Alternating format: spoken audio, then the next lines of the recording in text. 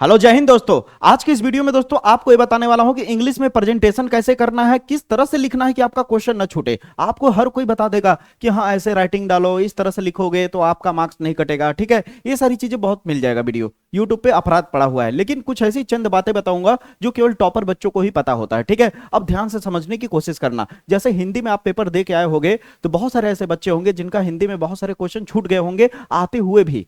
बहुत सारे ऐसे बच्चे होंगे कि क्वेश्चन आ रहा है लेकिन टाइम के अभाव के कारण, टाइम के कमी के कारण उनका प्रश्न छूट गया, आंसर नहीं दे पाए। तो क्या इंग्लिश में भी यही चाहते हो कि आपका साथ ऐसा हो? नहीं ना। तो मेरी बात को प्लीज ध्यान से सुनना, क्योंकि हर पेपर देने से पहले मैं 2 घंटा 1 घंटा पहले जरूर इस तरह की बातें, इस तरह का वीडियो लाता हूं ताकि आपकी मदद हो सके। समझ आई मेरी बातें? तो आप ध्यान से समझने की कोशिश करो। ये बात देखो, आज की डेट में हर किसी को पता है कि मुझे हेडिंग कैसे डालना है। ठीक है, तो ये बात तो पता ही है कि जैसे मान लो हमें क्या कहते हैं, तीसरे का अगर ए वाले का आंसर लिखना है, मान लो क्वेश्चन नंबर तीसरे का हमें एक आंसर देना है, तो पहले तो बात जान लो कि एग्जाम में क्वेश्चन नहीं लिखा जाता, एग्जाम में क्वेश्चन नहीं लिखा जाता पहला। तो आप क्या लिखोगे? आंसर नंबर 3 और ब्रैकेट में ए। आंसर नंबर 3 का ए कर रहे हो आप, आंसर नंबर 3 का क्या कर रहे हो भैया? ए कर रहे हो। तो इस तरह से आप लिखोगे कि आंसर नंबर 3 और ए डाल दोगे। ठीक है, अब मान लो आंसर नंबर 3 का हाईलाइटेड पॉइंट क्या है? आंसर नंबर 3 के ए में आप करना क्या चाहते हो? तो आप सेंट्रल आइडिया करना चाहते हो। तो जिसका भी सेंट्रल आइडिया करना चाहते हो, एक बात कह रहा हूं मोटा मोटी तौर पे, कि जिसका भी सेंट्रल आइडिया करना चाहते हो वो सेंट्रल आइडिया का नाम जरूर लिखना। आप ये हाईलाइट करने वाली पॉइंट है, इस तरह से नाम लिख करके हाईलाइट कर देना। फिर उसके बाद तुरंत चिपका के मत लिखना, एक लाइन छोड़ देना। हाईलाइट करने के बाद क्या करना? एक लाइन छोड़ देना। एक लाइन छोड़ने के बाद अपना लिखना शुरू कर देना। अब देखो, सेंट्रल आइडिया लिखना अलग चीज है, लेकिन प्रेजेंट करने का सही तरीका अलग बात है। आप एकदम सही लिखे लेकिन प्रेजेंट करने का सही तरीका नहीं मालूम है तो आपका मार्क्स कटेगा। आप कितना भी अच्छा खाना बना लो, आप सजा के अगर किसी के सामने नहीं परोसोगे तो खाना खाने से पहले ही उसका मन ये बिचिक जाएगा, अरे यार ऐसे परोसा गया तो खाना कितना टेस्टी होगा, यानी एक भ्रम हो जाएगा। उसके अंदर ऐसा लगेगा कि अरे इतना गंदा खाना परोसा है तो खाना का स्वाद तो और बेकार होगा, इसलिए उसका मन हट जाएगा।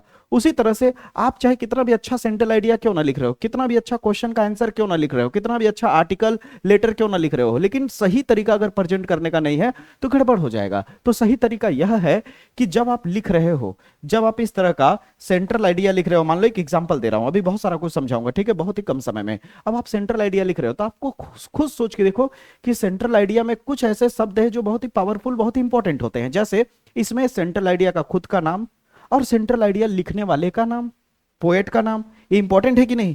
तो जब आप सेंट्रल आइडिया इस तरह से लिख रहे हो, जब इस तरह सेंट्रल आइडिया लिखोगे, देखो कैसे पता चलेगा एग्जामिनर को, समझ ही नहीं आ रहा एग्जामिनर को कि इसमें राइटर मतलब कि पोएट कौन है और सेंट्रल आइडिया क्या है।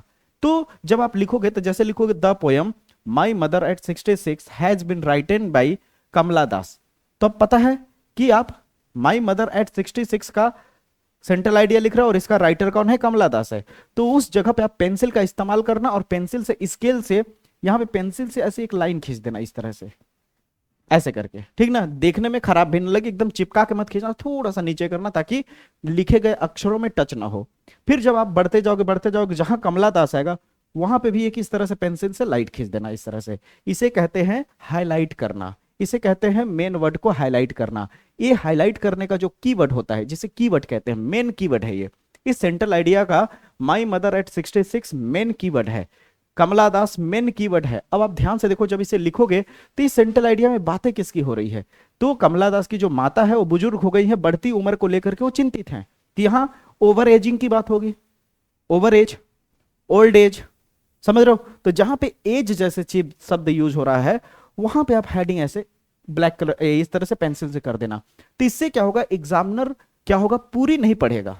इससे फायदा यह होगा कि एग्जामिनर पूरा नहीं पढ़ेगा, क्योंकि वो कीवर्ड्स देखेगा कि सेंट्रल आइडिया के कीवर्ड सही है या नहीं। अगर कीवर्ड सही है तो उसके मन में एक भ्रम जाएगा कि अरे यार इसको कीवर्ड सारे पता है, इसका मतलब सेंट्रल आइडिया तो सही ही होगा।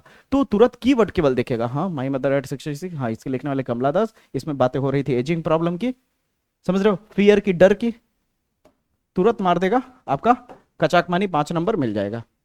समझ आए मेरी बातें? तो ये है प्रेजेंट करने का सही तरीका। अब अगली बात की तरफ चलते हैं, ये तो पहला था।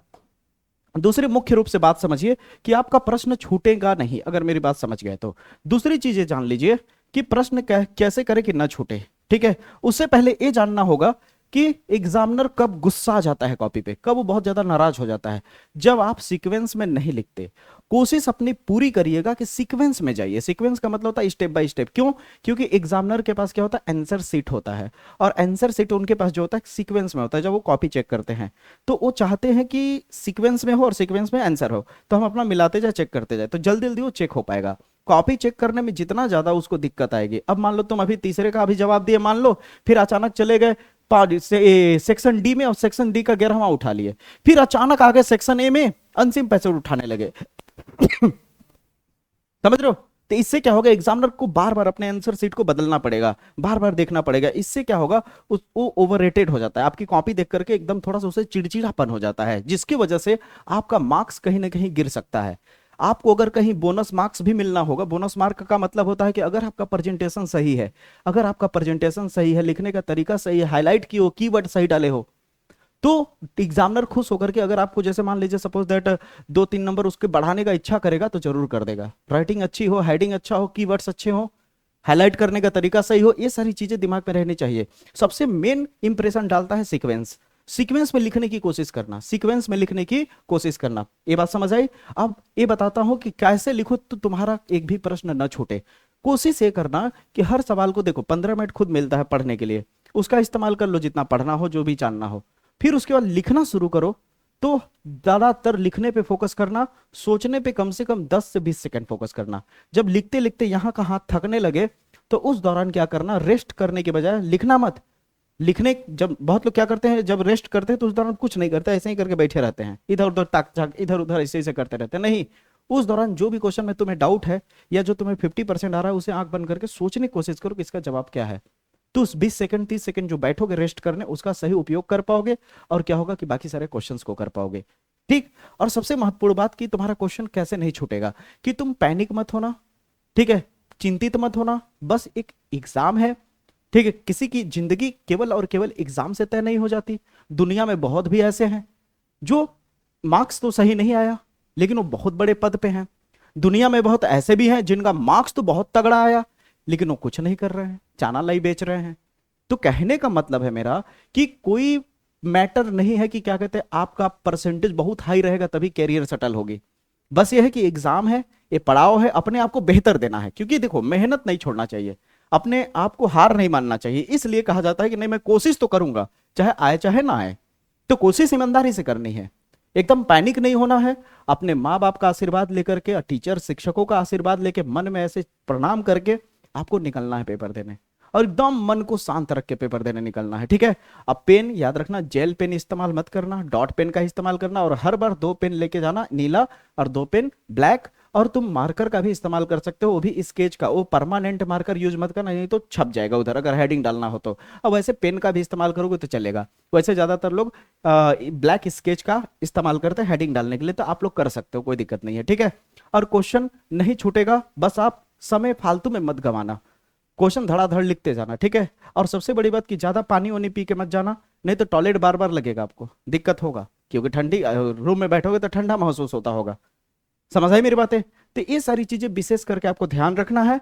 और एक बात और जान लीजिए कि जब भी आप लिखोगे, जैसे मान लो यहाँ गलती हो गया, तो आप गलती हो गया तो ऐसे ऐसे मत काटना, गलती हो गया तो इसको इस तरह से मत काटना, ऐसे मत काटना। अगर गलती हो गया तो एक लाइन ऐसे लाइन खींचना है और उसी को आगे लिख देना है, उसी को आगे लिख देना। सही समझ है मेरी बात? ये कट करने का तरीका होता है। तो आपको क्या करना है, समझ आ गई मेरी बात है? किस तरह करना है, समझ आ गई मेरी बात है?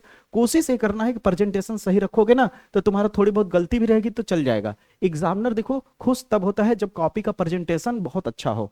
प्रेजेंटेशन पे फोकस ज्यादा करना, ठीक है, और स्पीड अच्छी खासी रखना ताकि क्वेश्चन छूटने ना पाए। आप कोशिश करना सीक्वेंस में लिखने की, ना हो पाए तो बात अलग है, लेकिन अपनी तरफ से कोशिश करना कि सीक्वेंस में जाने की। ठीक है। तो उम्मीद करता हूं ये वीडियो आपको काम देगा बहुत ही। मेरी तरफ से ऑल द बेस्ट, जय हिंद।